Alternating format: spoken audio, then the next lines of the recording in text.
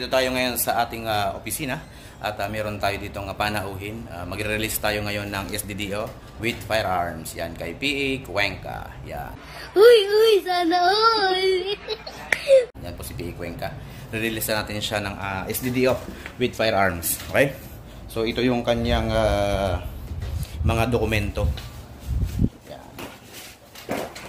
So syempre, ang dokumento niya, nandito yung LTAP, firearms registration, and then authority to deploy, and then SDDO. So kompleto lahat, no, ang ating dokumento. And then syempre, importante sa lahat, ang kanyang firearms. Ikino-compare namin yung serial number, no, serial number sa kanyang firearms, no. Yan. So bago natin ibigay kay PA Cuenca, sinisigurado natin na magkapareho yung serial number ng firearms at saka yung SDDO. Yan po yung SDDO niya at saka yun naman po yung firearms niya. O, may serial number po yan. So 9mm po ang ating issue dahil yan po yung nasa batas. So yan, maraming salamat at mapagpalang buhay sa lahat ng kabodyguard natin dyan. Mag-ingat sa duty dahil medyo mahigpit ngayon ang ating regulating body. So lahat po isa legal natin para mas smooth ang trabaho. Thank you. Thank you.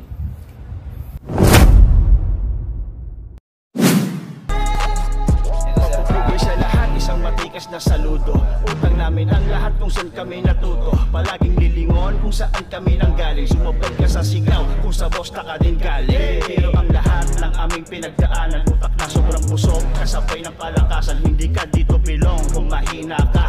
Tama na edukasyon para tumikas ka. Pag sinabi mo na boss na kaibigan yan, tunay na kakampi, maliban dyan. Legit na training center ng PA yan. Makita mo si Kuya Harry pag bumanat dyan. Proper na stretching ang starting boy. Sabayan pa ng intelligence, topic noy. Garantisadong knowledge, mala jackpot boy. Malakyat del Escobar, ang birada boy. Let's go!